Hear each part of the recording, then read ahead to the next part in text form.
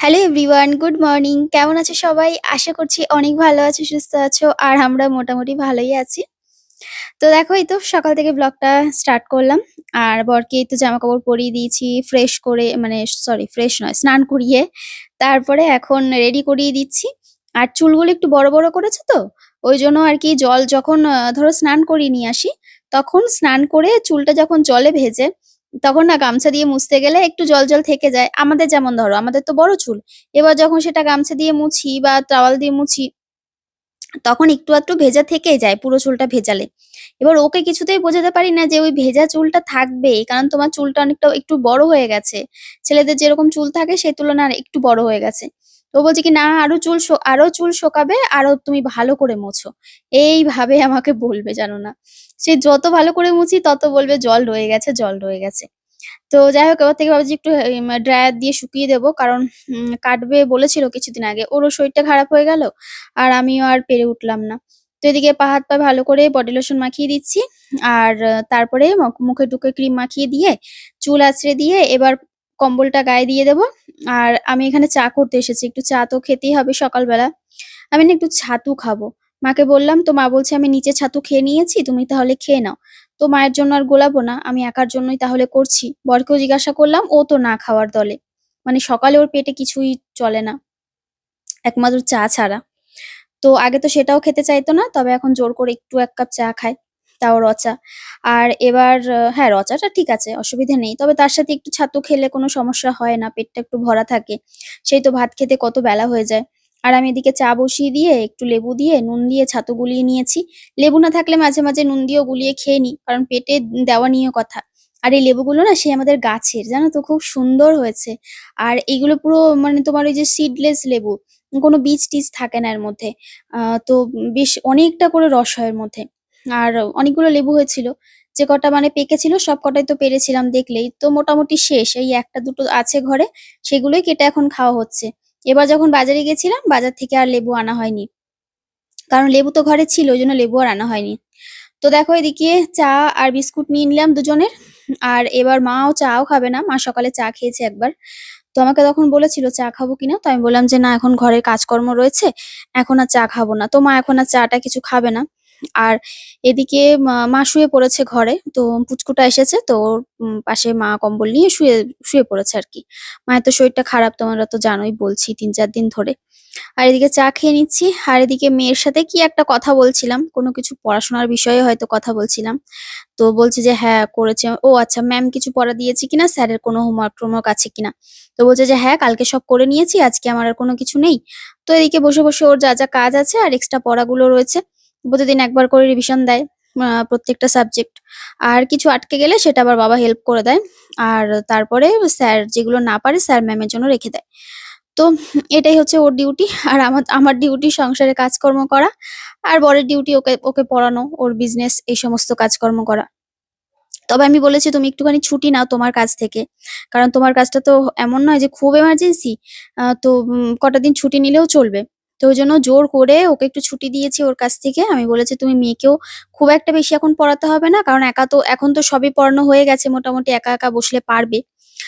তো তুমি একটু রেস্ট নাও।" তো সে অনুযায়ী একটু রেস্ট নিচ্ছে। তারপরে মাকেও বলেছি, "তুমিও একটু রেস্ট নিয়ে নাও কটা দিন, কারণ তোমারও শরীরটা খারাপ।" তো এই যে নিচে আসলাম, চা খেয়ে নিচে এসে জল ভরবো আর জামাকাপড়গুলো ভাবছি কাচবো। তার আগে না ঘরদোরগুলো মুছে দিয়ে যাই। কারণ একদিন আগে মুছেছিলাম, নিচের ঘর আমি প্রত্যেকদিন মুছতে পারি না। আর এই দেখো, আমি যে এখানে লাইটটা জ্বাললাম এই ঘরে মুছবো বলে, তো দেখছি মা ঘুমাচ্ছে। আর আমি না পুচকুটাকে দেখতেই পাইনি যে ও মায়ের পেছনে বসে রয়েছে চুপটি করে। চুপটি করে বসে কি করছে জানো তো? মোবাইল দেখছে। তো যাই হোক, আমি আবার বললাম যে, "তুই এসব করছিস?" বলছে কি, "হ্যাঁ।" আমি বলছি, "কি দেখছিস?" বলছে, "মোবাইল।" তো আর তারপরে এদিকে বারান্দায় আসলাম। বারান্দায় এসে এদিকে যে বারান্দা-টারান্দাটা ভালো করে মুছে দেবো। আর এই যে একটু ঝাড় দিয়ে নিচ্ছি। কারণ একটু অগোছালো এলোমেলো রয়েছে। সেগুলো একটু ভালো করে ঝাড় দিয়ে নিলে আম সুবিধা হবে। কারণ কিছু, কিছু নোংরা রয়েছে, অল্প-স্বল্প নোংরা রয়েছে। সেটা ওই ঝাড় দিয়ে দিলে পরে মুছে নিতে সুবিধা হবে। আর উঠোন দেখলাম মোটামুটি ঝাড় দেওয়া আছে। তাই উঠোনটা খুব একটা ভালো করে ঝাড় দেওয়ার প্রয়োজন নেই। উঠোনটা ঝাঁটই দেব না এখন। কারণ আমাদের উঠোনের সামনেই, মানে বাড়ি থেকে বেরোতেই গেটের সামনে সব ওই পাশের বাড়ির ঢালাই হবে। বালির বস্তা রেখেছে প্রচুর আমাদের ঘরের সাথে হেলান দিয়ে। তো ওখানে অনেক বালি-টালি এদিক ওদিক ছড়িয়ে ছিটিয়ে রয়েছে। গেটের সামনেও রয়েছে। তো ওইজন্য গেটের সামনেটা খুব একটা বেশি ঝাড় দিই না। ওদের কাজটা হয়ে যাক, তারপরে একেবারে পরিষ্কার করে নিলে হয়ে যাবে। আর উঠোনটাই কোনরকম একটু সকালে ঝাড় দিয়ে দিলে হয়ে যায়। তো এদিকে এই বারান্দার সমস্ত চেয়ার-টেয়ার, বালতি যা, যা আছে মানে ড্রাম সরিয়ে একটু ভালো করে ঘরটা মুছে নেব। পরিষ্কার করে নেব। ওই সাদা টাইলস তো, না মুছলেও ভালো লাগে না। আবার মুছতে আসলে না একটু এলোপাতাড়ি হয়ে মুছলে ভালো লাগে না। মানে মুছতে হতে হবে, পারফেক্ট মুছতে হবে, আর না হলে না, এরকম একটা ব্যাপার। মানে তোমাকে জল পাল্টে বারবার করে মুছতে হবে। আ তো এই তো হ্যাঁ, ভালো করে মুছে নিচ্ছি। একবার অলরেডি জল আমার পরিষ্কার করা হয়ে গেছে। তো ওই যে আরেকটা নিয়ে এসে তারপরে আবার এই যে মোছা শুরু করলাম। আর এবার এই সিঁড়িটাও ভালো করে মুছে নেব। আর একটা জিনিস খেয়াল করেছো? আমি যখনই নিচে আসি আমার পেস্তা কিন্তু ঠিক ওই জায়গাটাতেই বসে থাকে। ও কিছুতেই আমার কাছছাড়া করবে না। মানে ও ভাবে যে এইটুকুনি সময়ে মানে আমার মা যদি আমার পাশে বসে থাকতো বা আমি যদি যেতে পারতাম ভালো হতো। তবে ওকে যদি নিচে ছাড়ি না, ও সমস্ত এই নোংরা-টোংরা মাটি ঘেঁটে আ মানে এগুলো খেয়ে বেড়াবে। আর এগুলো খাওয়া তো ভালো না ওদের পক্ষে। তো আর তারপরে এই যে বিড়াল, কুকুর আসে, ওদের সাথে ঝগড়া, মারামারি, অশান্তি করতে থাকে। মানে করতে থাকবে। এমনিতেই বাড়িতে যদি একটা বিড়াল ঢোকে, আমাদের বাড়িতে সবসময় একতলায় ৪-৫ টা করে বিড়াল থাকে। এখন নেই, মানে খেতে বসলেই তোমাদেরকে দেখিয়েছি আগে, খেতে বসলেই ওরা চলে আসে। তো তখন না ওদের সাথে যদি মারামারি লেগে যায় আর পেস্তাকে কামড়ে দেয়, তখন পেস্তারই শরীর খারাপ হয়ে যাবে। তো যাই হোক, সেসব কথা ভেবেই আরকি ও ওপরে থাকে আমাদের সাথে। আর উম আর ছাদ তো ওর জন্য খোলা। নিজের মতো করে ছাদে যতক্ষণ ইচ্ছা নিজের মতো ঘুরে ফেরে সারাদিন পেছন দোলাতে হাঁটে। আ তো এদিকে ও এখন ওখানে যদি বলি, "তুই যা ওপরে", যাবেই না। ওখানে ওর ঠান্ডা লাগুক, যাই লাগুক, ও ওখানেই বসে থাকবে। কারণ আমি যে এখানে রয়েছি ওইজন্য। তো আমি ওইজন্য ভাবছিলাম কত তাড়াতাড়ি এই কাজগুলো সেরে তারপরে উপরে যাবো। ওয়াশিং মেশিনে প্রচুর জামাকাপড় আজকে হয়ে গেছে। মায়েদের অনেক জামাকাপড়, তার সাথে আমাদের। তো এত জামাকাপড় ব্যালকনিতে আমি মেলতে পারব না। তো ভাবলাম যে, যে জামাকাপড়গুলো নিচের রয়েছে সেগুলো নিচে মেলে দিয়ে যাই। আর আমাদের যেগুলো রয়েছে সেগুলো আমি ওপরে নিয়ে গিয়ে ব্যালকনিতে মেলে দেব। তাহলে কি হবে? ওদেরটা শুকিয়ে গেলে ওরা নিয়ে নিতে পারবে। নিচ থেকেই ওপরে আর যেতে হবে না। আর আমাকেও দিয়ে যেতে হবে না। তো এদিকে গ্যাসটা ভালো করে মুছে নিচ্ছি। হ্যাঁ, গ্যাসের মধ্যে ওই আরকি ভাত করা হয়েছে। ভাতের একটুখানি নোংরা পড়ে রয়েছে। তো সেগুলো ভালো করে মুছে নিলাম। আর বাসন-টাসনগুলো মোটামুটি সবই গোছানো আছে। সেগুলোকে সমস্ত কিছু একটুখানি এক সাইডে করে ঠিকঠাক করে মুছে দিলাম। আর এবার কি আমার জলগুলো ভরে নেব। আর আমার জলের বোতল ভরার সাথে ওদের জলের বোতল খালি থাকলে সেগুলোও ভরে দেব। ভরে দিয়ে তারপরে আমি কিন্তু জামাকাপড়গুলো মেলে ওপরে যাব। তো চলো দেখতে থাকো। তোমাদের সাথে আবার একটু পরে এসে আবার কথা বলছি।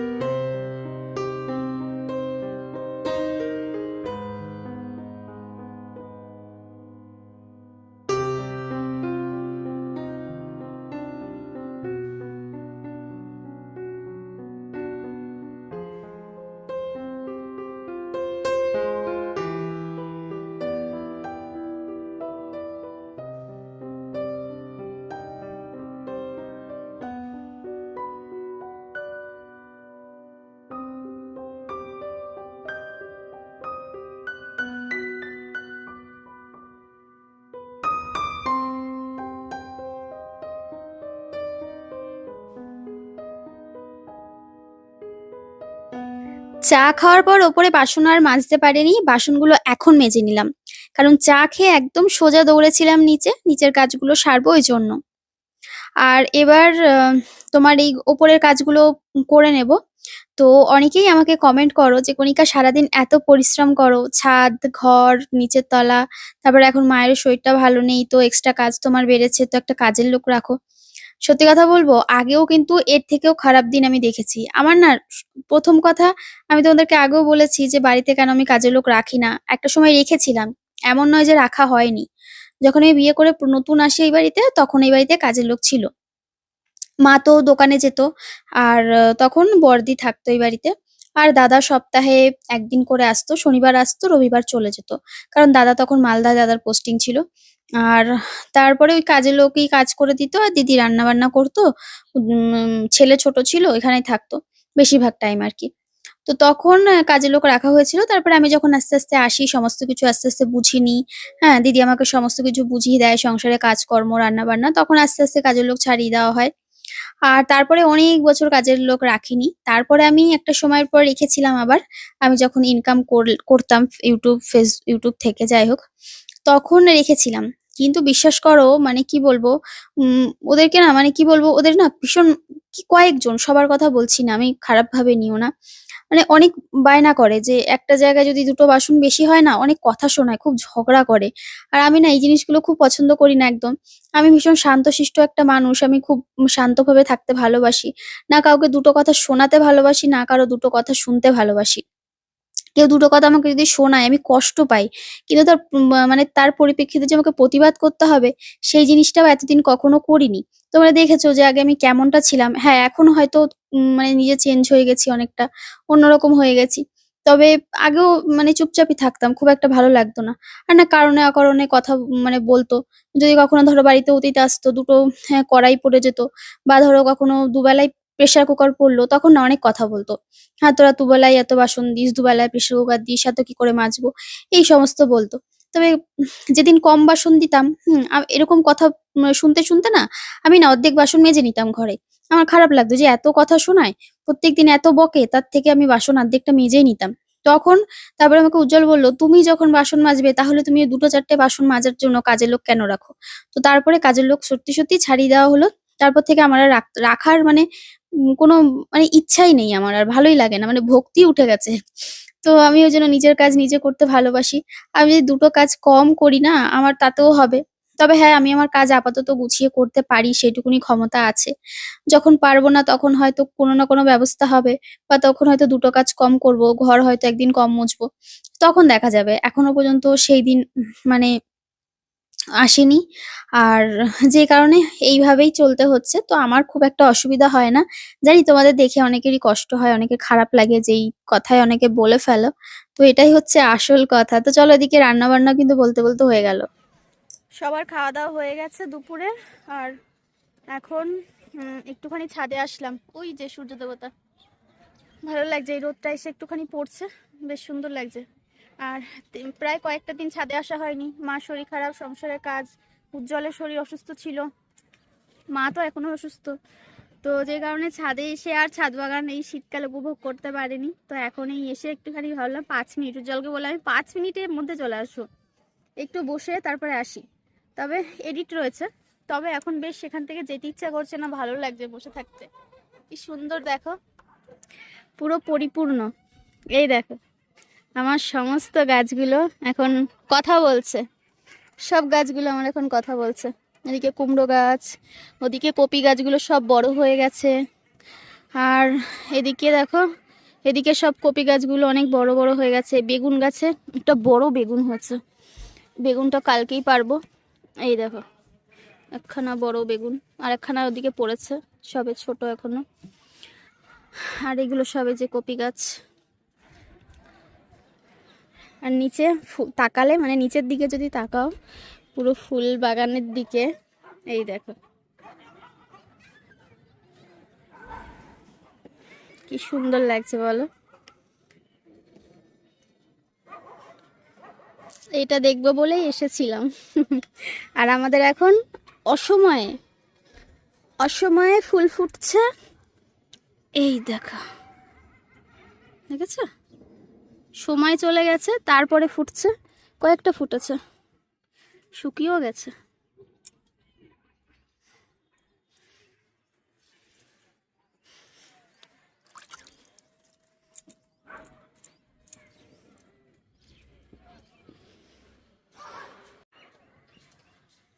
অনেকক্ষণ হয়েছে এসেছি আমি, আমার যেতে ইচ্ছা করছে না, আমি এখানে বসেছিলাম। আর এই দেখো আমাদের শশা ক্ষেত, শশার ফুল এসেছে আর কি। আর একটা জিনিস তোমাদেরকে যদি দেখাই, লাইটটা শুধু দেখো। আমাদের রান্নাঘরের এটা নতুন বসানো হয়েছে, তো রান্নাঘরে রান্নাটা হচ্ছে না কটা দিন ধরে, কারণ মায়ের শরীরটা একটু খারাপ। তো মা আবার ঠিকঠাক হলে কটা দিন পর আবার স্টার্ট করব। আগে তো শরীর, তারপরে সমস্ত কিছু। তো আগের বছরের তুলনায় এই বছরের লাইটটা আরও বড় দেওয়া হয়েছে, যাতে আলোটা আরও বেশি হয়। আমাকে উজ্জ্বল বলে তুমি শুধু ঘ্যান ঘ্যান করো, লাইট হয়নি, এই হয়নি। আর যারা আমরা ভিডিও করি না, তারাই বোঝে ব্যাপারটা যে কতটা আলোটা দরকার। আমাকে আবার রিং লাইট এনে সেট করতে হয় তার পেছনে। আর আমার ফুলের বাগানটা দেখে চোখ জড়িয়ে যায়, কি যে সুন্দর, কি যে সুন্দর। এই দেখো কি ভালো লাগছে, মানে এর চেয়ে সুন্দর আর মনে হয় কিচ্ছু হয় না। ও তোমাদেরকে আর একটা সুন্দর জিনিস দেখাই, দাঁড়াও ব্যাক ক্যামেরা করি। ফুলের সাইজগুলো দেখেছো, কত বড় বড় এক একজন ফুটেছে। তুন পিটুনিয়াতে কালার এসছে, মানে ফুল ফুটেছে এই কালার, এই যে এই কালারটা। আর এনাদের এক একটা সাইজ দেখো কত বড়। আর ওদিকে আছে, ওইগুলো আরও বড় বড় হয়েছে। এইগুলো দেখো, এইগুলো কিন্তু অনেক বড় হয়েছে। কত ফুল ফুটেছে, কি ভালো লাগছে দেখতে। আর এই ফুলগুলো ভার এত, নিতে পারছি না, ভেঙে ভেঙে যাচ্ছে। 5টা চন্দ্রমল্লিকার মধ্যে সব কটাতেই তো মোটামুটি কুড়ি এসেছে। এইগুলোতে সব কুড়ি ভর্তি, এগুলোতে ভর্তি। আর পুরনো যে গাছটা আমি রিপোর্টিং করেছিলাম, ওইটার অবস্থা দেখো, হলুদ কালারের ফুল এসেছে। বলেছিলাম না সাদা, কিন্তু ওটা সাদা না, হলুদ। সাদাটা ছিল না, ওটা চলে গেছিলো, মারা গেছিলো, মানে এইটা বেঁচেছিল। আর এইটার গোড়ায় আর একটা ডাল বসানো হয়েছিল, গত বছর এনেছিলাম, তোমরা হয়তো লক্ষ্য করবে। এই সিঁদুরে কালারটা কি ভাল লাগছে। যখন পুরো চন্দ্রমল্লিকা সব ফুল ফুটবে, তখন এনাদেরকে সব সামনে রাখবো, একদম সাজিয়ে লাইন দিয়ে। আর রান্না করতে বসলে ভিউটা খুব সুন্দর লাগবে, বলো। পুরো অন্যরকম, মানে এইটুকুনি জায়গায় হচ্ছে আমার ছাদের মন কেড়ে নিচ্ছে। আর ওপরে সবজির বাগানটা। জীবনে বেঁচে থাকার জন্য নিজেকে একটা সুন্দর কোণা খুঁজতে হয়, যেখানে কোনো নেগেটিভিটি থাকবে না। সেটা সংসার জীবন বলো, সেটা নিজের পছন্দের একটা জায়গা বলো। সংসার জীবনে তো আমার কোনো নেগেটিভিটি নেই, তবে হ্যাঁ, নিজের মতো করে 5টা মিনিট কাটানোর জন্য একটা জায়গা দরকার, সেটা হচ্ছে এই জায়গাটা। তবে সেটা যদি আমার বরের সাথে কাটাতে পারতাম আরও বেশি ভালো লাগতো, কিন্তু ওকে তো আমি আনতে পারি না। যে কারণে একা একা সারাদিনের মধ্যে অন্তত 5 মিনিট হলেও যদি সেই ফুলগুলোর দিকে শুধু তাকিয়ে থাকবো, মানে আর কিছু লাগবে না, শুধু ওদের দিকে তাকিয়ে থাকবো, ব্যাস আমার পুরো মন ভালো, সারাদিনের ক্লান্তি দূর হয়ে যায়, আর কিছু দরকার পড়ে না। যেটাই বলো না, এরকম একটা ভিউ থাকলে আর কিছু লাগে? কিচ্ছু লাগে না।